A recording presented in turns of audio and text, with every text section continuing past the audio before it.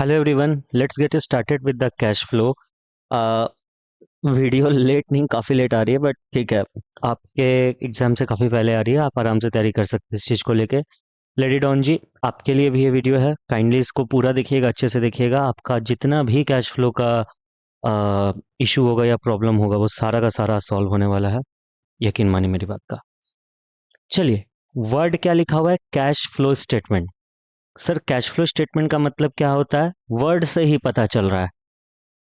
Cash flow statement, यानी कि यहाँ पे आपको कैश के फ्लो का स्टेटमेंट के बारे में बताया जा रहा है। सर, कैश का फ्लो मतलब क्या होता है? देखो, flow basically it means two things. या तो आपके कैश का इनफ्लो होगा, यानी आपके बिजनेस में या तो कैश आएगा, या तो आपके कैश का आउटफ्लो होगा, यानी आपके बिजनेस से कैश बाहर जाएगा। तो पूरे बिजनेस में, पूरे साल भर में, I repeat my words, business में पूरे साल भर में अगर कैश का आना या कैश का जाना हुआ है, तो उसको हम लोग कैश फ्लो स्टेटमेंट में नोट डाउन करते हैं। ये बात को याद रखिएगा। सर, कैश फ्लो स्टेटमेंट क्या है? कैश फ्लो हम अब CFS लिखेंगे। Cash flow statement is just like a cash account. उम्मीद है आप कॉपी किताब लेके बैठे होंगे। Cash flow statement is just like a cash account. याद है क्लास 11 में जब आप नए नए कॉमर्स में आए थे, तो आपने कैश फ्लो स्टेटमेंट तो नहीं, भले कैश अकाउंट बनाया होगा। कैश अकाउंट, फिर सब्सिडियरी बुक्स, कैश बुक, पता नहीं आपने क्या क्या बनाया होगा। मैं आपको रिमाइंड करा देता हूँ। कैश अकाउंट कुछ इस प्रकार बनता है। हम लोग सारे रिसीट्स यहाँ पे लिखते हैं, ठीक है, और रुपीज़ यहाँ पे लिखाता है जिस भी तरीके से कैश आया, और सारे पेमेंट हम लोग क्रेडिट करते हैं। और हमारा जो रुपीज़ है वो यहाँ पे लिखा था पेमेंट वाला। इसको क्रेडिट साइड बोलते हैं, इसको डेबिट साइड बोलते हैं। आप या तो इसको कैश बुक बोल सकते हैं, या फिर आप इसको कैश अकाउंट बोल सकते हैं, दोनों ही बात सही है। सर, जो भी पैसा आता था हम लोग यहाँ लिखते थे, जो भी पैसा जाता था सर हम लोग यहाँ लिखते थे। तो सर, कैश फ्लो स्टेटमेंट और कैश बुक में या कैश अकाउंट में क्या डिफरेंस है? जीरो, कोई डिफरेंस नहीं है, नॉट एट ऑल डिफरेंस। तो सर, हम लोग कैश फ्लो स्टेटमेंट क्यों बना रहे हैं? सीधा कैश अकाउंट बनाते हैं ना। देखो बाबू, ये डेबिट क्या होता है, ये क्रेडिट क्या होता है, कैश का आना मतलब क्या, कैश का जाना मतलब क्या, ये सारी बातें हम लोग एज अ कॉमर्स स्टूडेंट जानते हैं। बट ये जो कैश फ्लो स्टेटमेंट है, मैं आपको दिखा रहा हूँ, ये जो कैश फ्लो स्टेटमेंट है, ये हम लोग सिर्फ कॉमर्स स्टूडेंट तक ही सीमित नहीं रखते हैं। ये कैश फ्लो स्टेटमेंट हमारे कॉमर्स स्टूडेंट्स तक ही सीमित नहीं है बाबू। ये कैश फ्लो स्टेटमेंट जो है, हर एक इन्वेस्टर, हर एक ट्रेडर देखता होगा। तो जरूरी थोड़े है कि हर एक इन्वेस्टर या हर एक ट्रेडर कॉमर्स लिया होगा। हर एक इन्वेस्टर, हर एक ट्रेडर कहीं ना कहीं कॉमर्स फील्ड से आता होगा, या उसे अकाउंटिंग आती होगी, नहीं आती होगी। तो बस वही चीज हमें सीखना है कि कैश फ्लो स्टेटमेंट में, सर फिर से बोल देते हैं, कैश फ्लो स्टेटमेंट और कैश बुक में जीरो डिफरेंस है, इस बात को ध्यान में रखिएगा। कैश फ्लो स्टेटमेंट में हम लोग सजाते हैं। क्या करते हैं? सजाते हैं। बस कहाँ से पैसा आया, कहाँ को पैसा गया, इतना आपको सजा देना है, ताकि as a investor, as a trader आप उस चीज को अंडरस्टैंड कर सकें। सर समझ गए, सब बेसिक तो समझ में आ गया। कैश फ्लो स्टेटमेंट मतलब या तो कैश का आना या तो कैश का जाना। साल भर में अगर बिजनेस में किसी भी कारण से पैसा आ रहा है या किसी भी कारण से पैसा जा रहा है, तो उसे हम लोग यहाँ पे लिखेंगे। और अगर साल भर में किसी भी बिजनेस में, यही है बेसिकली, राइट। चलिए, अब हम लोग इसका थोड़ा फॉर्मेट देखते हैं।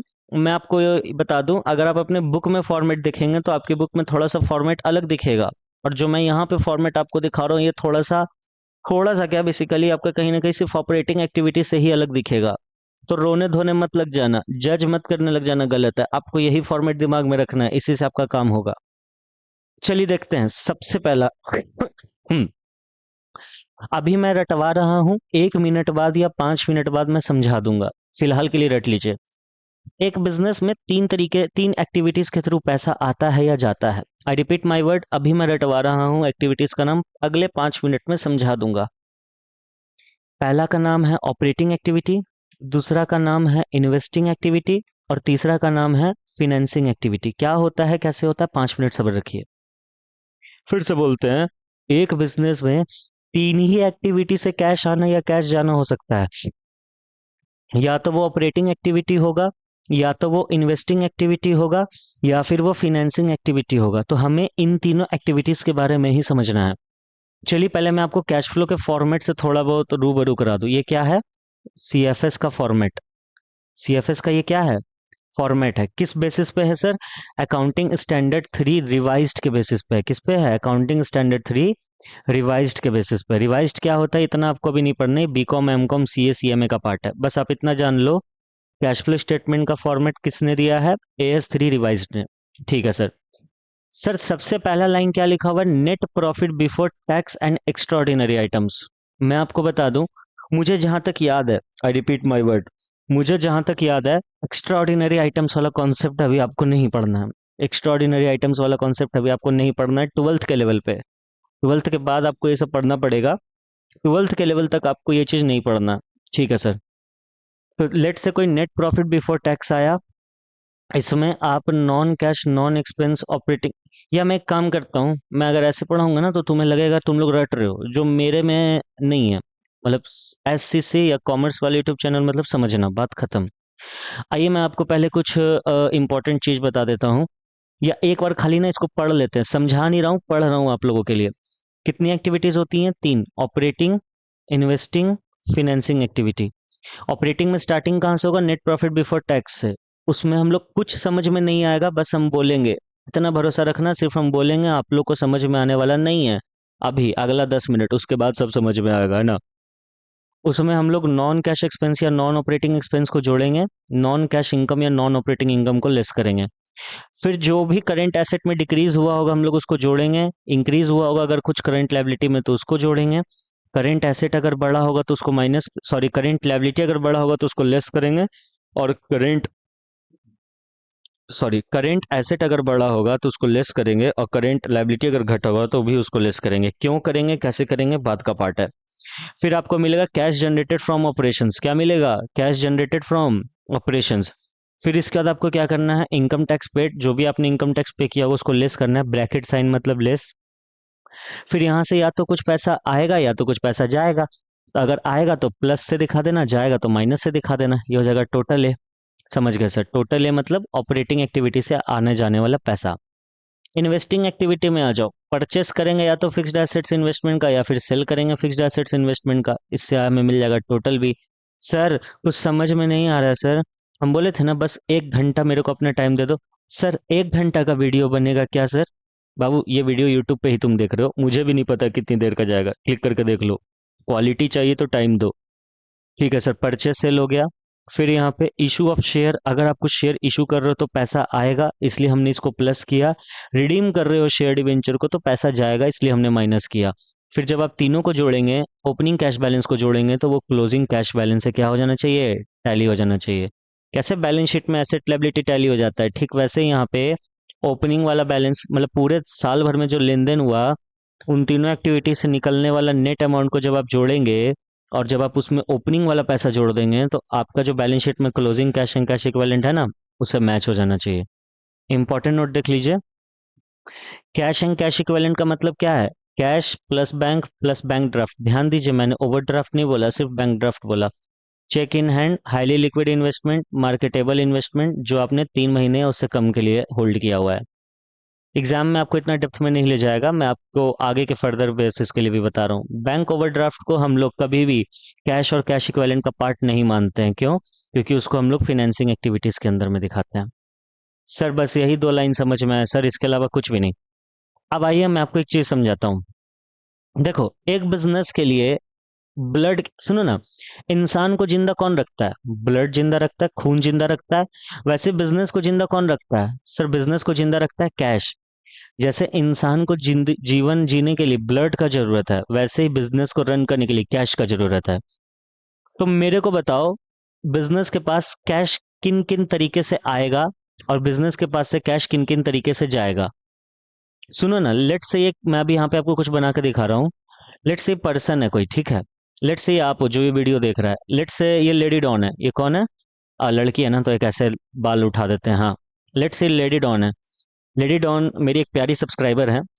लेडी डॉन ने बोला कि सर मुझे एक बिजनेस चालू करना है, मैं क्या करूं। मैंने बोला लेडी डॉन पहले तुम पैसा इकट्ठा करो, पहले तुम फंड्स इकट्ठे करो, फंड्स फंड्स को लेके आओ, यानी फंड्स का इनफ्लो लाओ। इसने बोला ठीक है सर, मैं फंड्स का इनफ्लो ले आऊंगी। यानी कि यानी कि जब ये फंड्स का इनफ्लो लाएगी तो कैसे कैसे लाएगी सर, या तो ये शेयर इशू करेगी, या तो ये लोन लेगी। हमने पढ़ा है फंड्स दो ही तरीके से आ सकते हैं, या तो फंड्स आने का रास्ता दो ही है सर, या तो फिर ऑनर फंड लगेगा, या तो फिर बोरोड फंड लगेगा। ये बीएफ का मतलब बोरोड फंड है, ठीक है। या तो बोरोड फंड लगेगा, समझ गए सर। तो फंड के इनफ्लो को कहीं ना कहीं ये फाइनेंस से रिलेट हो रहा है। क्या हम बोल सकते हैं कि ये फिनेंसिंग एक्टिविटी है? यानी बिजनेस में जो एक्टिविटी कर रही है हमारी सबकी प्यारी लेडी डॉन जी, ये कहीं ना कहीं कौन सी एक्टिविटी कर रही है? फिनेंसिंग एक्टिविटी कर रही है, जिसमें ये क्या कर रही है? शेयर को इशू कर रही है, इशू ऑफ शेयर, या डिबेंचर, डिबेंचर को भी इशू कर रही है, या फिर ये सर कहीं से बैंक लोन उठा रही है, एटीसी, मतलब पैसे का लेन देन वाला कुछ कर रही है। हो सकता है इस शेयर पे अपने डिविडेंड पे कर रही होगी। हाँ सर समझ गए सर, आगे बढ़िए सर, प्लीज प्लीज। ठीक है। फिर इसने बोला, फिर इन प्यारी लेडी डॉन जी ने बोला, सर सर सर पैसा आ गया, अब क्या करें, इस पे चढ़ के बैठ जाएं? मैंने बोला नहीं बाबू, पैसे पे चढ़ के बैठना नहीं है, पैसे को इन्वेस्ट करो, यानी कि बिजनेस के लिए लैंड, बिल्डिंग, प्लांट, मशीनरी खरीदना शुरू करो। तो यानी कि अब क्या होगा? पैसा जाएगा, जिसके बदले हमारे पास plant and machinery, land and building, ये सारी चीजें आएंगी। इन शॉर्ट ये इन्वेस्टिंग कर रही है। तो सर कहीं ना कहीं फिनेंसिंग एक्टिविटी के बाद एक बिजनेस में क्या होता है? इन्वेस्टिंग एक्टिविटी होता है। क्या होता है? इन्वेस्टिंग एक्टिविटी, यानी हम उस पैसे को क्या करते हैं? इन्वेस्ट करते हैं। For example purchase of land and building हो गया, है ना, प्लांट एंड मशीनरी हो गया, ईटीसी। और अगर कुछ सरप्लस पैसा बचा तो ये हो सकता है इन्वेस्टमेंट्स वगैरह भी खरीद ले। सर सिर्फ परचेज ही आएगा कि सेल भी आएगा? हाँ सेल भी आएगा। आपने लैंड एंड बिल्डिंग बेच दिया, ठीक है, आपने प्लांट एंड मशीनरी बेच दिया, तो वो भी इन्वेस्टिंग एक्टिविटी का ही पार्ट है। फिर लेडी डॉन जी बोली, सर सर मशीन खरीद ली, अब क्या करें? फिर हम इनको बोले कि आप यहाँ पे अपने वर्कर्स को लेके आइए, मशीन का ध्यान रखिए, वियर एंड टियर का टेक केयर कीजिए कि मशीन खराब ना हो जाए। या फिर आप बेसिकली ऑपरेशंस का ध्यान रखिए, यानी कि काम ढंग से चलना चाहिए, स्मूथली चलना चाहिए। यानी सर इन्वेस्टिंग एक्टिविटी के बाद क्या आएगा? Operating activity. क्या आएगा? Operating activities. समझ गए सर, मक्खन सर मक्खन। अब जैसे ऑपरेटिंग एक्टिविटी में क्या होगा? मेरा एसेट बढ़ेगा घटेगा, या फिर मेरा लायबिलिटी बढ़ेगा घटेगा, या हम किसी को सैलरी पे करेंगे, हम किसी को वेजेस पे करेंगे, नेट प्रॉफिट आएगा, नेट लॉस आएगा, ग्रॉस प्रॉफिट आएगा, डिप्रिसिएशन चार्ज होगा, ईटीसी। सर सर शांति हो जाने सर, सांस ले लीजिए सर। यानी ये सारी चीजें हमारे साथ होंगी। तो देखो ना, यानी कैश यहाँ पर सब में, चाहे फिनेंसिंग एक्टिविटी ले लो, चाहे इन्वेस्टिंग एक्टिविटी ले लो, या चाहे ऑपरेटिंग एक्टिविटी ले लो, सभी में क्या हो रहा है? कैश का आना और कैश का जाना हो रहा है। और हमारी लेडी डॉन जी अपना बिजनेस को अच्छे से रन कर रही हैं। देखो तो क्या हम वही चीज यहाँ लिखवाए हैं? अब लिटिल लिटिल समझ आएगा। ऑपरेटिंग एक्टिविटी देखो, एसेट का बढ़ना, एसेट का घटना, लायबिलिटी का बढ़ना, लायबिलिटी का घटना, टैक्स पे करना, ऑपरेशन से पैसा जनरेट होना, एक्सेट्रा एक्सेट्रा। इन्वेस्टिंग में देखो, purchase of land building investment, या फिर sale of land building investment. अब तुम्हारा दिमाग चल रहा होगा। फिर फिनेंसिंग एक्टिविटी है। अब तुम लोग के दिमाग में एक और सवाल आ रहा होगा, सर अगर आप यहाँ पर बोल रहे हैं कि पहले फिनेंसिंग होता है, फिर इन्वेस्टिंग होता है, फिर ऑपरेटिंग होता है, तो हम लोग के बुक में पहले ऑपरेटिंग लिखा है, फिर इन्वेस्टिंग, फिर फिनेंसिंग। सर आपको पढ़ाने नहीं आता है सर, सर आप गलत है सर। नहीं बाबू, देखिए ये लॉ है। कंपनीज एक्ट 2013 ने ये फॉर्मेट हमें दिया है, तो हम लोग इस चीज को कुछ कर नहीं सकते हैं, ठीक है। You can't go against the law और समथिंग लाइक दैट। प्लीज माफ करिए अगर मैं कुछ गलत हूँ इसमें तो वैसे कंपनी ने बोला कि भाई पहले मैं operating, as a shareholder आप क्या जानोगे कि कंपनी ऑपरेटिंग एक्टिविटी करके कितना पैसा कमा रहा है, फिर इन्वेस्टिंग पे, फिर फिनेंसिंग पे। इसीलिए शेयर होल्डर को ध्यान में रखते हुए पहले ऑपरेटिंग आया, फिर इन्वेस्टिंग आया, फिर फिनेंसिंग आया। यहाँ तक क्लियर है क्या sir? Are we through with this? क्या पढ़ा अभी तक हम लोगों ने, एक बार देख लेते हैं।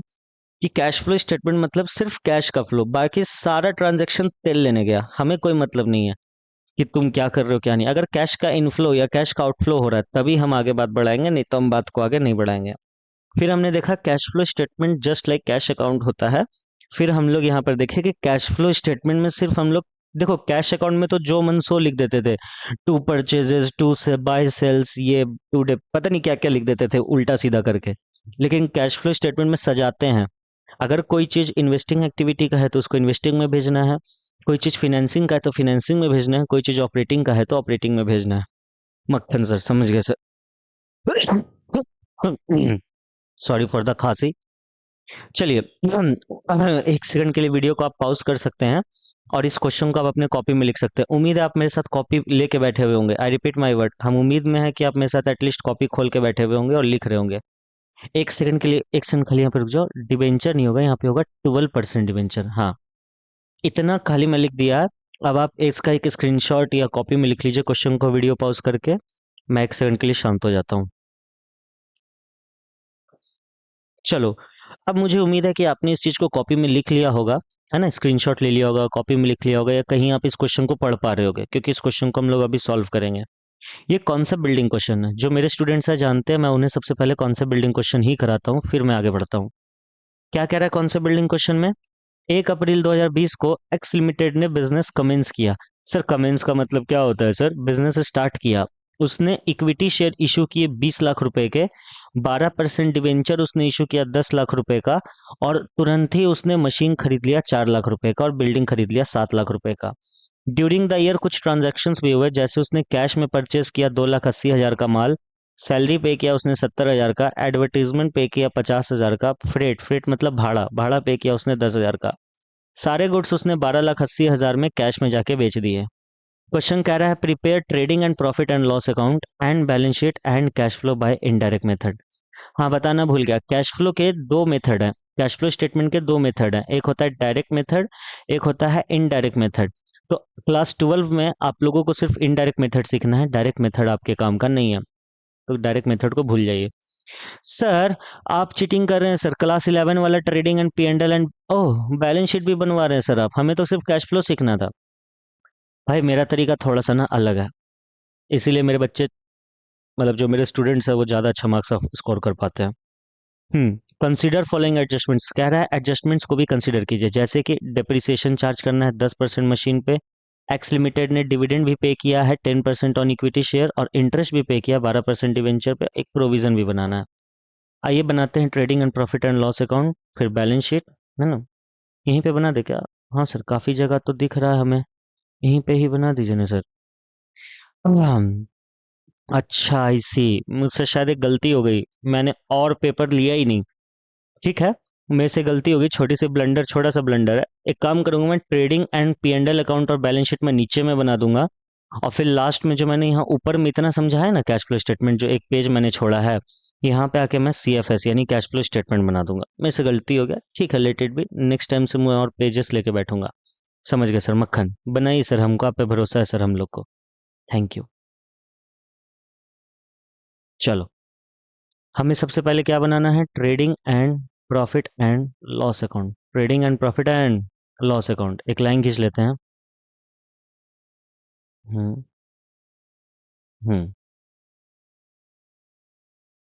ठीक है भाई, ये लाइन यहीं तक ही रहना है, मुझे एक और लाइन खींचनी है। हम्म।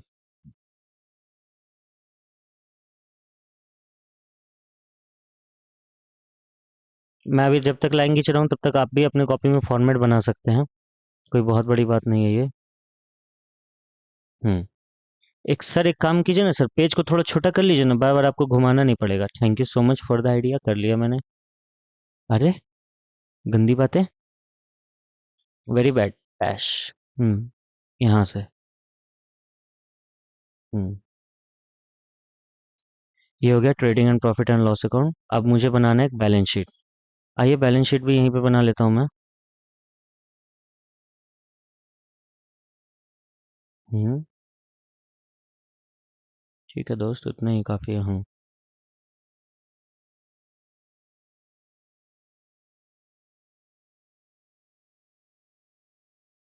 सर, इतना में आप लिख लेंगे सर, इतना सा बैलेंस शीट में? अरे तुम देखते जाओ भाई, मजाक है क्या? मैं लिख लूंगा, तुम अपनी देख लो, मतलब अपना देख लो कि क्या करना है। चलो। हम्म। ये हो गया मेरा बैलेंस शीट भी। ठीक है, ये हो गया बैलेंस शीट। चलिए शुरू करते हैं।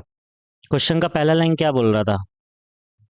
सर, क्वेश्चन का पहला लाइन बोल रहा है कि एक्स लिमिटेड ने बिजनेस को शुरू किया, इक्विटी शेयर उसने इशू किया 20 लाख का, 12% डिबेंचर इसने इशू किया, दोनों ही लायबिलिटी है हमारे लिए।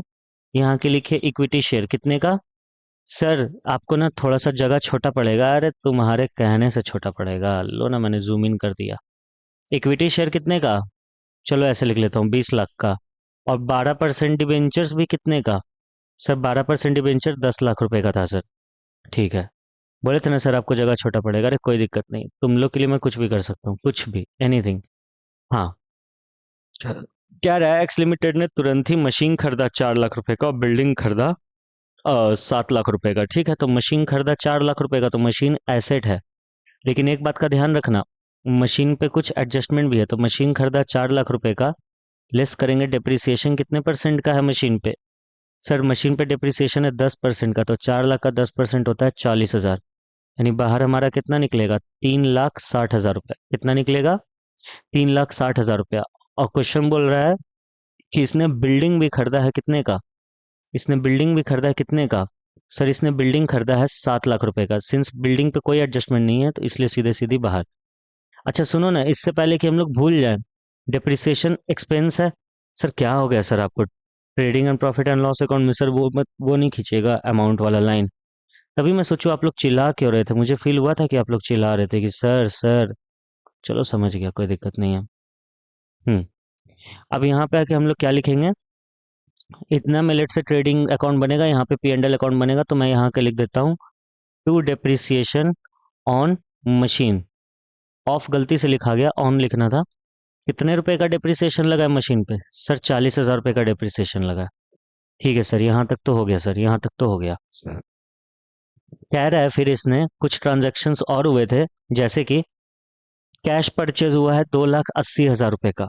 यानी इसने माल खरीदा है 2,80,000 का। मुझे उम्मीद है आप मेरे साथ साथ लिख रहे होंगे। इसने माल खरीदा है 2,80,000 रुपए का। और क्या हुआ है सर? और क्या हुआ है सर? और हमारे लिए हुआ है, इसने सैलरी पे किया है 70,000 रुपए का। तो सैलरी तो भाई पी एंडल में जाता है। आपको पता होगा फैक्ट्री तक का खर्चा ट्रेडिंग में जाता है, और फैक्ट्री के बाद का खर्चा कहाँ जाता है? सर फैक्ट्री के बाद का खर्चा सर पी एंडल में जाता है। सर हमें पता है सर, आप मजाक मत उड़ाओ हमारा। ठीक है, मैं आपका मजाक नहीं उड़ा रहा, मैं क्या करूंगा आपका मजाक उड़ा के। सर लिखिए ना सर, बात मत कीजिए प्लीज। अच्छा चलो लिखते हैं। यहाँ पे आके लिखेंगे टू सैलरी। यहाँ पे आके लिखेंगे टू सैलरी। कितने की सैलरी थी मैं भूल गया। सैलरी इसने कितने की पे करी? 70,000। और एडवर्टीजमेंट पे इसने खर्च करा 50,000। ठीक है, सैलरी में आके लिख दीजिए 70,000। एडवर्टीजमेंट में आके लिख दीजिए 50,000 रुपये। एडवर्टीजमेंट में आके क्या लिख देंगे? 50,000 रुपये। सर इसने फ्रेट पे भी खर्चा किया, तो फ्रेट भाड़ा होता है। तो फ्रेट को लेट से मैं यहाँ पे ट्रेडिंग अकाउंट में डाल रहा हूँ तो फ्रेट यहाँ पे कितने का जाएगा? बताओ ना मुझे, फ्रेट कितने का जाएगा? सर इसने फ्रेट 10,000 रुपये का पे किया। लिख दीजिए यहाँ के फ्रेट इसने 10,000 रुपये का पे किया है। ठीक है सर, समझ गए सर, इतना तो हो गया। सारे गुड्स इसने 12,80,000 रुपये में कैश में बेच दिए। तो यहाँ के लिखिए बाय सेल्स। कितने का? 12,80,000 रुपये का। जगह की कमी थी इसलिए मैंने ऐसे लिखा। ठीक है सर, हमें पता है सर, हमें पता है सर कितना होगा। ठीक है सर, 12,80,000 का इसने माल बेच दिया ना सर। सर आप फ्रेट को तो पी एंडल में भी डाल सकते थे। बाबू देखो, अभी हम लोग ट्रेडिंग पी एंडल का बात यहाँ नहीं सीख रहे हैं, वो आपने क्लास 11 में सीखा था। चाहे आप फ्रेट को ट्रेडिंग में डालो या पी एंडल में डालो, जो हमारा नेट प्रॉफिट आएगा बैलेंसिंग फिगर से, वो तो सेम आएगा। इसलिए अभी उस पर नहीं बात करो, है ना। बच्चों वाली बातें नहीं करो मेरे साथ। समझ गए सर, समझ गए। मैम, एक बात याद रखना, मैं आपको बता दे रहा हूँ, क्लास 11 एक वाली एक बात ही बता रहा हूँ आपको। ट्रेडिंग और पी एंड एल अकाउंट में अगर आपने कुछ लिखा और अभी तक उसका पेमेंट या कैश का लेन देन नहीं हुआ है, तो उसको हम लोग बैलेंस शीट में लिख देते हैं। क्या बोला सर आपने? बताता हूँ। जैसे यहाँ लिखा हुआ है टू परचेस, क्या इसका कैश में लेन देन हो गया? हाँ सर, कैश में परचेस हुआ था। फ्रेट, हाँ सर, भाड़ा भी कैश में ही पे होता है। सेल्स, हाँ सर, माल कैश में बिका था। सैलरी बिका था, मतलब ये पेमेंट हुआ था कैश में। एडवर्टीजमेंट कैश में। और जो प्रॉफिट होगा वो ऑब्वियस ही बात है कैश में होगा। लेकिन सर ये जो डेप्रिसिएशन है ना सर, इसमें कैश में कहाँ हुआ? आपने बोला कि आपके यहाँ रखा हुआ मशीन डेप्रिशिएट हो गया है। क्या आपने कैश का पेमेंट किया? मुझे सच्ची सच्ची बताओ, अपने दिल पे हाथ रख के पूछो। रखो। अरे मैं देख रहा हूँ तुम्हें स्क्रीन से, ऐसा मत समझो मैं नहीं देख रहा हूँ। मैं देख रहा हूँ कि तुमने अभी तक अपने दिल पे हाथ नहीं रखा। रखो उसको। हाँ, अब पूछो क्या डेप्रिसिएशन का पैसा पे हुआ? नहीं, नहीं हुआ। तो ट्रेडिंग और पी एंडल में जिसका भी पैसा पे नहीं होता है, वो कहाँ चल जाता है? बैलेंस शीट में। जैसे कि देखिए यहाँ डेप्रिसिएशन बैलेंस शीट में लिखा गया। समझ गए सर मक्खन। तो सुनो ना, यहाँ डेप्रिसिएशन को अगर तुम मशीन से लेस कर दो, है ना। तुमने यहाँ पे क्या किया? डेप्रिसिएशन को मशीन से लेस कर दिया। इसका एक और तरीका भी तो होता है। क्या तरीका होता है सर? या तो हम इसको मशीन से लेस कर सकते हैं या फिर हम इसको प्रोविजन की तरफ लिख सकते हैं। हाँ सर, प्रोविजन की तरफ तो लिख सकते हैं सर, मतलब लायबिलिटी साइड। सर क्या बोला आपने, नहीं समझा, समझा रहा हूँ। जैसे मशीन 4 लाख का था, मैंने यहाँ पूरा ही 4 लाख लिखा और लायबिलिटी साइड आके लिख दिया प्रोविजन फॉर डिप्रिसिएशन, कितने का? 40,000 का। क्या मैंने कुछ गलत किया क्या? नहीं सर, आपने क्या ही गलत किया सर, बहुत सही है, यहाँ तक कोई दिक्कत नहीं है सर। अब आगे बढ़िए सर। अब देखो, आपने इंटरेस्ट ऑन डिवेंचर पे किया है सर, कहाँ लिखा हुआ है सर? ये रहा ना, एक्स लिमिटेड ने डिविडेंड पे किया है 10% ऑन इक्विटी शेयर और इंटरेस्ट ऑन डिवेंचर भी पे किया है। आइए लिख लेते हैं इन दोनों को ही। सबसे पहले इंटरेस्ट ऑन डिवेंचर का लिख लेते हैं। यहाँ पे आके लिखेंगे क्या? To interest on debenture, P&L का खर्चा है, टू इंटरेस्ट ऑन डिवेंचर। कितना परसेंट खर्च होगा सर? 10 लाख का आपने डिवेंचर्स लिया था, 12% इंटरेस्ट है, तो कितना हो जाएगा? 1,20,000 रुपये हो जाएगा सर। कितना रुपये हो जाएगा हमारे पास? 1,20,000 रुपये हो जाएगा सर। अब फिर आगे बढ़ते हैं, फिर आगे बढ़ते हैं। ध्यान से देखना मेरी बात को। अब आप डिविडेंड पे कर रहे हो। क्या पे कर रहे हो? डिविडेंड। सुनो ना, डिविडेंड कहाँ से पे होता है? प्रॉफिट लॉस अकाउंट से पे होता है? नहीं sir, dividend profit loss account से पे नहीं होता। यानी हमें एक नया अकाउंट खोलना होगा जिसका नाम क्या होगा? Profit and loss appropriation account. मेरी बातों को समझ पा रहे हो क्या? मेरी बातों को समझ पा रहे हो ना? बहुत बेसिक चीज कह रहा हूँ। हमें एक नया अकाउंट खोलना होगा जिसका नाम क्या होगा? Profit and loss appropriation account. क्योंकि डिविडेंड हम लोग प्रॉफिट में से पे करते हैं। याद होगा आप लोगों को, अपने पार्टनरशिप में भी profit and loss appropriation account बनाया था। तो to dividend on equity, equity पे आपने कितना डिविडेंड पे करना है सर? 10%। 20 लाख की इक्विटी थी, 10% पे करना है, यानी कि कितना रुपया पे कर देना है? 2 लाख रुपया हमें पे कर देना है। आपने प्रोविजन फॉर टैक्स भी बनाना है, क्वेश्चन में लिखा हुआ है, तो आइए ना लिखे ना, टू प्रोविजन फॉर टैक्स। सुनो ना मेरा बात, ये हम लोग सिर्फ प्रोविजन बना रहे हैं, क्या इसका आपने पेमेंट किया? अरे बताओ ना मुझे, क्या आपने प्रोविजन फॉर टैक्स का पेमेंट किया? सिर्फ आपने बोला हो सकता है कि अगला साल 50,000 रुपए का मुझे टैक्स भरना होगा। नहीं सर, हमने इसका पेमेंट नहीं किया। मैंने अभी अभी आपको बोला था कि ट्रेडिंग एंड पी&एल में अगर आप कुछ भी लिखते हैं और अगर उसका पेमेंट या इनकम कैश में नहीं आया है तो उसको हम लोग बैलेंस शीट में लिख देते हैं। सिंस प्रोविजन एक तरीके का रिजर्व है और रिजर्व्स को हम लोग लायबिलिटी साइड लिखते हैं, इसलिए मैंने यहाँ के लिख दिया 50,000 रुपये प्रोविजन फॉर टैक्स। कुछ गलत किया क्या मैंने? बोलते क्यों नहीं हो? कुछ गलत किया क्या मैंने? नहीं सर, कुछ भी गलत नहीं किया सर, कुछ भी गलत नहीं किया। चलो अब आओ, क्वेश्चन खत्म हो गया। आओ यहाँ पे आके ग्रॉस प्रॉफिट निकालो। टू ग्रॉस प्रॉफिट बीडी या CD, to gross profit CD, कितना आएगा हमारे पास? सर 1280 का था, 280 चला गया और 10,000 और चला गया, ठीक है।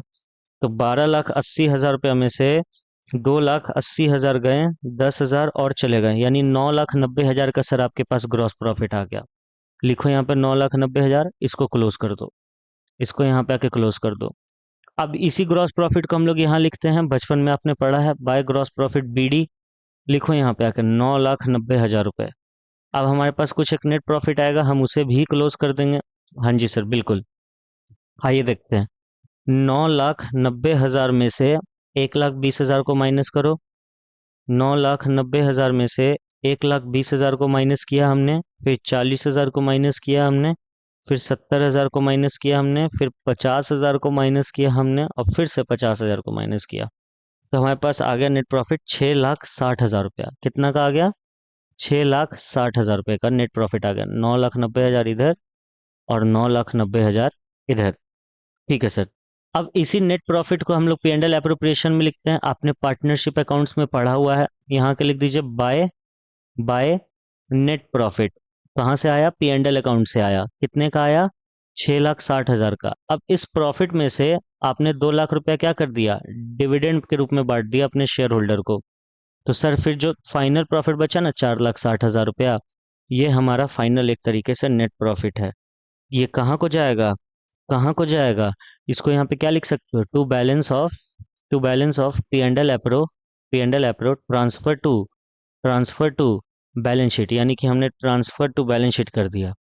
ठीक है सर, तो 4,60,000 रुपये हमने बैलेंस शीट में डाल दिया। हाँ जी सर। तो 4,60,000 रुपये, आओ ना आओ ना, कैपिटल इसने कितने का लगाया था?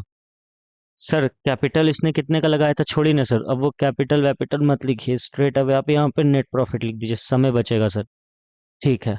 मैं बता रहा हूँ, मैं अभी आपको 11th क्लास का trading P and L balance sheet नहीं सिखा रहा हूँ। इसीलिए अगर आपको यहाँ पे कुछ अकबक सा दिख रहा है तो यहाँ पर चिंता मत कीजिएगा।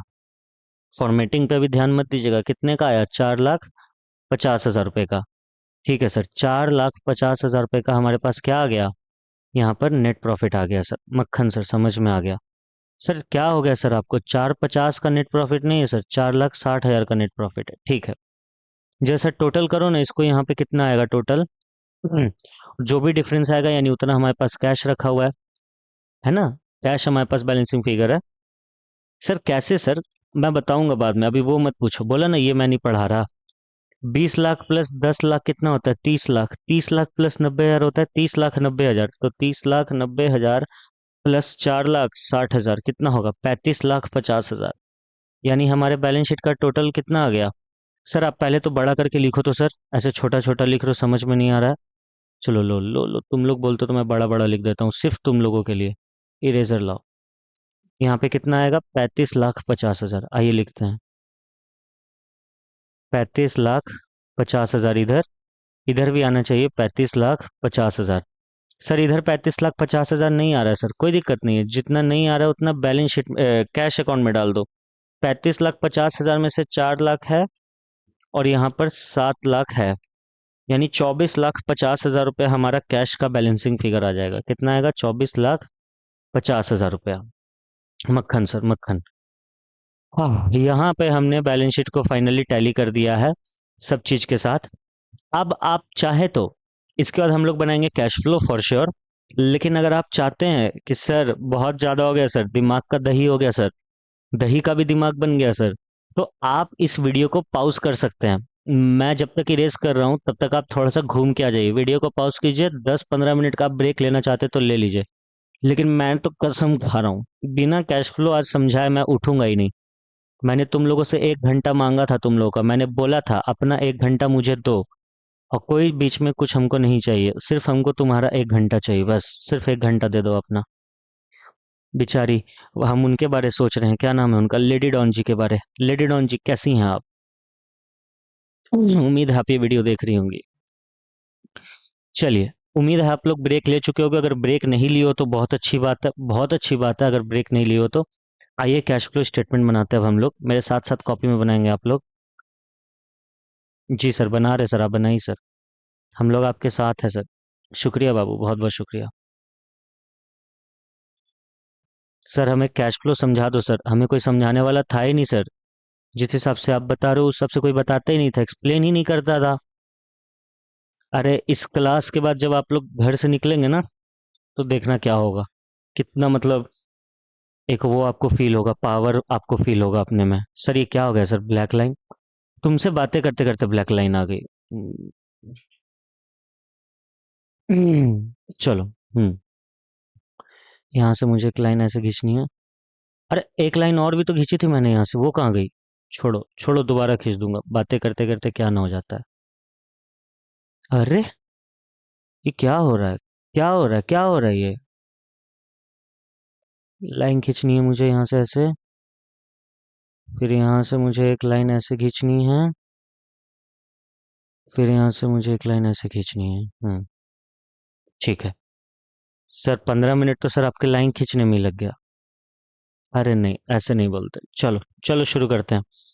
Cash flow statement indirect method से बनाएंगे हम लोग। किस मेथड से बनाएंगे? इनडायरेक्ट मेथड से। तो सबसे पहले यहाँ पे आके लिख देते हैं जो बेसिक चीजें होती हैं। जैसे कि यहाँ पे लिखेंगे पार्टिकुलर्स। ठीक है। हम्म। हम्म। सर पार्टिकुलर्स के बाद और क्या होगा सर? मैं बता रहा हूँ ना, पहले लिखो तो। सर हमने लिख लिया सर, आप मजाक मत करो सर, पहले पार्टिकुलर्स आप लिखो। हाँ हमने लिख लिया पार्टिकुलर्स, ठीक है। पर्टिकुलर्स याद रखना, इनडायरेक्ट मेथड से बना रहे हैं हम लोग, डायरेक्ट मेथड से नहीं। Indirect method. पर्टिकुलर्स हो गया हमारा। फिर यहाँ पे रुपीज हो जाएगा, एक और रुपीज हो जाएगा, ठीक है सर। फिर यहाँ पे हम लोग ए करके लिख देते हैं पहले। यहाँ पे ए लिख देते हैं, cash flow from operating activity. Cash flow from operating activity. और यहाँ पे फिर हम लोग, आप लोग पूरा पूरा लिखेंगे अपने कॉपी में। फिर हम लोग यहाँ पे लिखेंगे बी। बी लिख देता हूँ मैं यहाँ कहीं पे। यहाँ कहीं पे cash flow from investing activity, और फिर इसके बाद हम लोग लिखेंगे C, cash flow from financing activity. ठीक है। चलो सबसे पहले हम लोग यहाँ पे लिखेंगे जो नेट प्रॉफिट है हमारा। आप लोग को मालूम है फॉर्मेट, आप लोग हो सकता है मेरे से पहले लिख लिए होगे। Net profit, net profit before tax, net profit before tax. कितना है सर हमारा नेट प्रॉफिट बिफोर टैक्स? याद है किसी को क्या? अगर मुझे याद है सही सही तो वो है 4,60,000 रुपये। कितना है वो नेट प्रॉफिट? सर वो नेट प्रॉफिट है 4,60,000 रुपये, है ना? हाँ सर, 4,60,000 रुपये नेट प्रॉफिट दिख रहा है। लेकिन मुझे एक बात समझाओ ना, मुझे एक बात समझाओ ना, क्या ये जो नेट प्रॉफिट तुम्हें 4,60,000 रुपया दिख रहा है, क्या सही में इतना कैश है तुम्हारे पास? मेरे सवालों का जवाब दो। ये जो नेट प्रॉफिट तुम्हें 4,60,000 रुपया दिख रहा है, क्या सच में इतना ही कैश तुम्हारे पास रखा हुआ है क्या? देखो जरा ये नेट प्रॉफिट कैसे आया। माल खरीदे, बेचे, भाड़ा पे किए, ग्रॉस प्रॉफिट आया। ग्रॉस प्रॉफिट में से इंटरेस्ट ऑन डिवेंचर पे किए, सैलरी पे किए, एडवर्टीजमेंट पे किए, तो इन तीनों में कैश तो गया। लेकिन यहाँ पे दो खर्चे ऐसे लिखे हुए हैं जिनमें हमारा कैश गया ही नहीं। सर कौन कौन सा खर्चा? डिप्रिसिएशन और प्रोविजन फॉर टैक्स। डिप्रिसिएशन और प्रोविजन फॉर टैक्स का मतलब क्या हुआ? यानी कि आपने सिर्फ अपने इन्वेस्टर्स को, अपने ट्रेडर्स को इंटीमेट कर दिया, बता दिया कि भाई हमने डेप्रिसिएशन चार्ज करा है, हमने प्रोविजन फॉर टैक्स बनाया है कि अगले साल हो सकता है हमें इतना प्रोविजन पे करना पड़ जाए। हमें इतना प्रोविजन क्या करना पड़ जाए? पे करना पड़ जाए। तो क्या आपने डेप्रिसिएशन का पैसा बिजनेस से बाहर भेजा? नहीं भेजा। क्या आपने प्रोविजन का पैसा बिजनेस से बाहर भेजा? नहीं भेजा। यानी ये जो 4,60,000 रुपया है, इसमें कुछ ऐसी चीजें माइनस हो गई हैं जिनका पैसा अभी भी बिजनेस में घूम रहा है, तो हमें वो चीजें वापस से ऐड करनी होंगी, जिसको बोला जाता है adjustment for non cash and non operating items. Depreciation 40 का है, प्रोविजन फॉर टैक्स 50 का है। सर हमें कुछ पढ़ाया गया था सर, सुनिए ना। अभी आपको जो भी पढ़ाया गया था सब कुछ तेल लेने गया। अभी मैं फॉर्मेटिंग पे काम नहीं कर रहा हूँ, मैं अभी आपको कॉन्सेप्ट दे रहा हूँ। मैं खुद इस फॉर्मेट को अच्छे से लेके आऊंगा आपके सामने आने वाली वीडियोस में, बस अभी चुपचाप सुनते रहो। जैसे कि देखो यहाँ पे लिखा हुआ है ना, non cash and non operating items. चलिए यहाँ पे आके हम लोग इस चीज को एडजस्ट करते हैं। ये जो 4,60,000 है, चलो एक काम करता हूँ, इसको अंदर में लिख देता हूँ, 4,60,000 रुपए। अब इसके नीचे एक हेडिंग लिखेंगे, adjustment, adjustment for non cash and non non operating items. मतलब ऐसे आइटम्स जिनमें कैश का लेन देन नहीं हुआ, नॉन ऑपरेटिंग ना, और ऐसे आइटम्स जिनमें कैश का लेन देन हुआ बट वो ऑपरेटिंग नेचर के नहीं है, राइट? जैसे कि यहाँ पर देखिए, सबसे पहले हम नॉन कैश वालों को ऐड करेंगे। सुनो ना, अभी मैंने बोला था इस प्रॉफिट में इस प्रॉफिट में तुम्हारा दो चीज ऐसा माइनस हो चुका है जिसके कारण कैश नहीं गया। कैश नहीं गया तो वापस से ऐड करो, क्योंकि हम लोग यहाँ सिर्फ क्या बना रहे? कैश का फ्लो। बाकी सब कुछ तेल लेने गया, सिर्फ कैश का फ्लो। यानी डेप्रिसिएशन ऑन मशीन जो 40,000 था, डेप्रिसिएशन ऑन मशीन जो 40,000 था, हम उसे वापस ऐड करेंगे। प्लस प्रोविजन फॉर टैक्स जो हमारा था, हम उसे भी वापस ऐड करेंगे। Reason being, sir provision for tax तो वर्किंग नोट नंबर 1 में ना जाके ऐड होता है। जिनने पढ़ा है उनने बिल्कुल सही पढ़ा है, और जिनने नहीं पढ़ा, रिपीट कर रहा हूँ, मैं अभी फॉर्मेटिंग पे नहीं हूँ, मैं अभी यहाँ पे आपको कॉन्सेप्ट दे रहा हूँ। प्रोविजन फॉर टैक्स 50,000 का था, वो भी ऐड करो, क्योंकि ये पैसा बिजनेस में घूम रहा है। ठीक है सर, समझ गए सर, मक्खन सर। अब आ जाओ ट्रेडिंग पी एंड एल में। ध्यान से देखो, कोई ऐसा खर्चा है जो नॉन ऑपरेटिंग नेचर का है। नॉन ऑपरेटिंग मतलब तुम धंधा उस चीज के लिए खोले ही नहीं थे, वो तो बस हो गया, तुमने बिजनेस उस चीज के लिए शुरू ही नहीं किया था। हाँ सर, नॉन ऑपरेटिंग नेचर का सर हमें एक चीज दिख रहा है सर, इंटरेस्ट ऑन डिवेंचर। तुमने धंधा इसलिए खोला था कि तुम डिवेंचर पे करोगे। बोलो ना, तुमने धंधा इसलिए खोला था कि तुम डिवेंचर पे करोगे। नहीं सर, हमने धंधा इसलिए नहीं खोला था कि हम लोग डिवेंचर्स पे करेंगे, हमने धंधा इसलिए खोला था कि सर हम लोग प्रॉफिट कमाएंगे। तो जो इंटरेस्ट पे किया ये नॉन ऑपरेटिंग नेचर का है। सर लेकिन कैश तो गया ना। मैं तो कह रहा हूँ बाबू कैश गया, लेकिन कहीं ना कहीं ये ऑपरेटिंग प्रॉफिट को भी तो घटा रहा है ना झूठ मूठ का। तो वापस ऐड कीजिए इसको। क्या लिखेंगे? इंटरेस्ट ऑन डिवेंचर्स प्लस जो डिविडेंड भी तुमने पे किया। क्या डिविडेंड पे करने के लिए तुमने बिजनेस खोला था? जैसे लेट से मैं टीचर हूँ, मैं पढ़ाता हूँ, मेरी कोचिंग क्लासेस चलती हैं, तो क्या मैं डिविडेंड पे करने के लिए कोचिंग क्लासेस ओपन किया हूँ? नहीं। इट्स जस्ट कि अभी मुझे पे करना पड़ रहा है, वो ऑपरेटिंग नेचर का नहीं है, वो फिनेंसिंग नेचर का है। लेकिन उसने मेरे ऑपरेटिंग प्रॉफिट को झूठ मूठ का घटा दिया है, तो मैं उसे वापस ऐड करूंगा। डिविडेंड पेड, डिविडेंड पेड, समझ गए सर? समझ गए? यानी नॉन कैश चीजों को आपने ऐड बैक कर दिया सर। यानी ये जो 40,000 और 50,000 की चीजें दिख रही हैं हमें, और नॉन ऑपरेटिंग नेचर को आपने ऐड कर दिया। इंटरेस्ट ऑन डिवेंचर हमने कितना पे किया था? जहां तक मुझे याद आ रहा है 1,20,000 का। और डिविडेंड हमने कितना पे किया था? जहां तक मुझे याद आ रहा है 2 लाख रुपए का। एक बार देख लेता हूँ चल के नीचे, कहीं गलती तो नहीं है। इंटरेस्ट ऑन डिवेंचर 1,20 का पे था, डिविडेंड 2 लाख का पे था। सर मन में एक सवाल आ रहा है सर, पूछो बाबू पूछो। सर देखिए, ठीक है मानते हैं डेप्रिसिएशन का पैसा बिजनेस में ही घूम रहा है, तो आपने ऐड किया। ठीक है मान लिया कि प्रोविजन फॉर टैक्स का भी पैसा बिजनेस में घूम रहा था, आपने ऐड किया।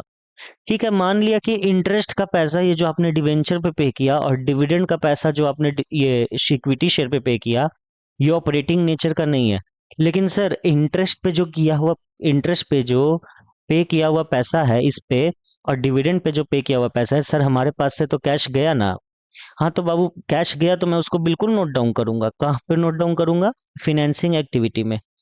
फिनेंसिंग से वो रिलेटेड है। आपने शेयर इशू किया था तब जाके डिविडेंड पे करने की बारी आई, आपने डिवेंचर इशू किया था तब जाके इंटरेस्ट पे करने की बारी आई, तो मैं उसे यहाँ से लेस करूंगा। ये हमारे पास से कैश का आउटफ्लो हुआ है, आउटफ्लो हुआ है तो लेस करो। कितने का डिवेंचर इंटरेस्ट ऑन डिवेंचर आपने पे किया था? सर 1,20,000 का सर, तो लिखो ना यहाँ के 1,20,000 का। तो सिंस ये आउटफ्लो है तो माइनस का चीज हम लोग ब्रैकेट में दिखाते हैं। एक और लेस करो, dividend paid. Dividend paid, dividend paid आपने कैसे किया था सर? 2 लाख रुपए का किया था। डिविडेंड हमने कितने का पे किया था? 2 लाख रुपए का। चला गया ये भी 2 लाख रुपया। हाँ सर मक्खन सर। ठीक है सर, यहाँ तक तो समझ में आ गया। सर ये जो हमने purchase, freight, sales, salary, advertisement, ये सब पे जो पैसा आया गया सर, हम लोग ये सब नहीं लिखेंगे? बाबू आपने इन सब का नेट इफेक्ट लिख तो दिया, नेट प्रॉफिट आपने लिख तो दिया, आप क्या दोबारा लिखोगे इन सभी चीजों को? हम लोग दोबारा इन सभी चीजों को नहीं लिखते हैं। याद रखो कैश फ्लो में सिर्फ कैश का आना और कैश का जाना ही रिकॉर्ड होता है। समझ गए सर? मक्खन सर, बहुत इजी सर, बहुत इजी। अच्छा सुनो ना, आपने कुछ शेयर को इशू भी किया होगा, और आपने कुछ शेयर को डिवेंचर को भी इशू किया था। हाँ सर देखिए ना, यहाँ दिख रहा है इक्विटी शेयर 20 लाख का इशू किया था, डिवेंचर 10 लाख का इशू किया था। बताओ ना, इक्विटी शेयर जब तुमने 20 लाख का इशू किया था, तो तुम्हारे पास पैसा आया कि गया? सर पैसा आया। किस नेचर का है सर? फिनेंसिंग नेचर का है। तो यहाँ के लिख दीजिए इशू ऑफ इक्विटी शेयर्स, यहाँ के क्या लिख दीजिए? Issue of equity share. और एक और चीज से पैसा आया सर, इशू ऑफ डिवेंचर से। किससे पैसा आया? इशू ऑफ डिवेंचर से। इक्विटी शेयर से आपके पास आए 20 लाख रुपए, डिवेंचर से आपके पास आए आई गेस एक सॉरी 10 लाख रुपए। डिवेंचर से आपके पास कितने पैसे आए? 10 लाख रुपए। आप देख पा रहे होगे हम लोग कैश फ्लो में सिर्फ कैश का आना कैश का जाना लिख रहे हो, भी सजा सजा के, जो चीज जहां जाना है वहीं जाएगा। सुनो ना, ट्रेडिंग अकाउंट की सारी चीजें लिख दी क्या? हाँ सर। एप्रोप्रिएशन अकाउंट की भी सारी चीजें लिख दी क्या? हाँ सर। P&L अकाउंट की? हाँ सर। बैलेंस शीट में सर, सर इक्विटी शेयर लिख दिया, डिवेंचर लिख दिया, डेप्रिसिएशन हो ही गया, टैक्स हो ही गया, नेट प्रॉफिट सब हो गया। अब देखो दो चीजें बच रही है, मशीन और बिल्डिंग। ये इन्वेस्टिंग से रिलेटेड है, आओ मशीन और बिल्डिंग को भी लिख देते हैं। मशीन 4 लाख की खरीदी आपने, बिल्डिंग 7 लाख रुपए की खरीदी आपने। आओ लिखो। सुनो ना, मशीन खरीदे हो, खरीदने से पैसा आया कि गया? पैसा गया, तो लेस करेंगे परचेज ऑफ मशीनरी। कितने लाख रुपए की मशीन खरीदी आपने? 4 लाख रुपए की, तो लेस कीजिए। एक बार और लेस कीजिए, क्योंकि आपने बिल्डिंग खरीदी है, तो परचेज ऑफ बिल्डिंग। कितने रुपए की बिल्डिंग खरीदी बाबू आपने? सर हमने बिल्डिंग खरीदी 7 लाख रुपए की। कितने रुपए की बिल्डिंग खरीदी? सर 7 लाख रुपए की। अब इन सबको एक काम करो, बाहर निकाल दो। इन सबको एक काम करो, क्या कर दो? बाहर निकाल दो। ठीक है सर, बाहर निकाल दो सर, कोई दिक्कत नहीं सर, सबको बाहर निकाल के फेंक दो सर। ठीक है सर, बाहर निकाल के फेंक देता हूँ सर। आइए कोशिश करते हैं। हम्म, सबको बाहर निकाल के फेंक देते हैं सर, कोई दिक्कत नहीं है सर। हम्म, सर यहाँ पे आपका कितना आया सर, 4,60,000 रुपया ऑपरेटिंग एक्टिविटी में जोड़ रहा हूँ, प्लस 40,000 रुपये, प्लस 50,000 रुपये, प्लस 1,20,000 रुपये, प्लस 2 लाख रुपये। हमारे पास आ गए 8,70,000 रुपये। हमारे पास कितने आ गए, 8,70,000 रुपये। तो हमारा टोटल ए कितना आ गया, टोटल ए 8,70,000। कितना आ गया टोटल ए, 8,70,000 रुपये। फिर सर टोटल बी भी करेंगे ना सर, वैसे हाँ बिल्कुल करेंगे। 4 और 7 कितना होता है, 7, 8, 9, 10, 11, यानी 11 लाख रुपया। लेकिन ध्यान दो, इन्वेस्टिंग एक्टिविटी के कारण पैसा आया नहीं है, 11 लाख रुपया चला गया। तो टोटल बी हमारे पास कितना बचेगा, 11 लाख रुपया चला गया सर, चला गया। लेस कर दो। टोटल सी को भी ऐसे ऐड करो, 10 लाख प्लस 20 लाख होता है 30 लाख। 30 लाख में से 2 गया तो 28 लाख बचा। अब 28 लाख में से 1,20,000 को माइनस कर दो, 28 लाख माइनस 1,20,000 कितना बचेगा, 26,80,000। यानी 26,80,000 रुपये हमारे फाइनेंसिंग एक्टिविटी से आए हैं। 26,80,000 रुपये कितने, 26,80,000 रुपये। समझ गए सर, मक्खन सर मक्खन, कसम से सर मजा आ गया। तो यहाँ तक सुनो हुआ क्या, ऑपरेटिंग एक्टिविटी के कारण इस साल भर में आपके पास 8,70,000 रुपये आया। इन्वेस्टिंग के कारण आपके पास से 11 लाख रुपया गया पूरे साल में। और फाइनेंसिंग के कारण 26,80,000 रुपये आपके पास आए। अब यहाँ पे लिखेंगे total of A plus B plus C. फिर इसमें हम लोग ऐड करेंगे opening cash and cash equivalent. और अगर सब कुछ सही रहा तो हमारा आंसर आ जाएगा closing cash and cash equivalent. यानी हमारे बैलेंस शीट में क्लोजिंग में जितना कैश एंड कैश इक्विवेलेंट दिख रहा है वो यहाँ पे टोटल करके आ जाना चाहिए। आइए ए प्लस बी प्लस सी को जोड़ते हैं। ए कितना है हमारे पास, क्वेश्चन खत्म हो गया बाबू, बस 2 मिनट और। 8,70,000 प्लस 26,80,000 माइनस 11 लाख रुपए। सर हमारे पास बचे हैं 24,50,000 रुपए। हमारे पास टोटल ऑफ एबीसी का कितना आया है, टोटल ऑफ एबीसी हमारे पास आया है सर 24,50,000 रुपए। अब क्वेश्चन बोल रहा है उसमें opening cash and cash equivalent जोड़ो। सिंस इसी साल बिजनेस ओपन हुआ है तो कुछ ओपनिंग होगा, नहीं होगा सर। तो क्लोजिंग में भी कितना बचना चाहिए, 24,50,000 रुपए। जैसे बैलेंस शीट टैली हो जाता है वैसे ही आप चेक कर सकते हैं कि कैश फ्लो सही बना है कि नहीं। जो यहाँ पे क्लोजिंग बैलेंस आपके पास बचा वही चीज बैलेंस शीट में दिखना चाहिए। आइए देखते हैं। देखो तो बैलेंस शीट में यहाँ 24,50,000 रुपये दिख रहा है। हाँ सर मक्खन सर, मजा आ गया सर। तो कैश फ्लो स्टेटमेंट क्या है, मैंने आपको बना के दिखा दिया। कैश फ्लो स्टेटमेंट में 3 एक्टिविटीज होती है, मैंने आपको ये भी समझाया। आपको सिर्फ इनडायरेक्ट मेथड पढ़ना है, आपको डायरेक्ट मेथड नहीं पढ़ना है, ये भी बताया। कैसे ऑपरेटिंग एक्टिविटी होती है, इन्वेस्टिंग एक्टिविटी होती है, फाइनेंसिंग एक्टिविटी होती है। मैं चाहूँगा कि अगर क्या नाम है, हमारी प्यारी लेडी डॉन जी यहाँ तक पहुँची हैं तो मैं चाहूँगा लेडी डॉन जी आप अपने व्यूज़ कमेंट सेक्शन में प्लीज़ लिखें कि पहले आपको कैश फ्लो कितना समझ में आया था और अभी आपको कैश फ्लो कितना समझ में आया। आई कैन अश्योर यू कि आपको पहले से ज़्यादा, भले 1% ही सही, लेकिन कुछ ना कुछ नया सीखने को मिला होगा। एंड यस, सॉरी नहीं बोल सकता क्योंकि बहुत बिजी था मैं वीडियो नहीं बना पाया। जैसे ही फ्री हुआ हूँ, आज संडे है, संडे को मैं आपके लिए लगभग 1 से 1.5 घंटे की वीडियो बना रहा हूँ। इसके बाद की वीडियो देखो, वैसे तो इतना काफ़ी है, जिनने कैश फ्लो अगर पढ़ा लिख रखा है तो उनके लिए समझने के लिए इतना काफ़ी है। लेकिन मैं 2, 4 वीडियो 5 वीडियोस और लेके आऊँगा कैश फ्लो स्टेटमेंट पे टाइम टू टाइम। कब आएंगे वीडियोस मैं वादा नहीं कर सकता क्योंकि मैं बहुत सच में बिजी चलता हूँ, मुझे बहुत से काम होते हैं। तो ठीक है, बाकी मेरे यूट्यूब चैनल को आप पूरा गो थ्रू कर सकते हैं। बहुत अच्छे से आपको ये समझ में आ गया होगा। Thank you so much, love you all.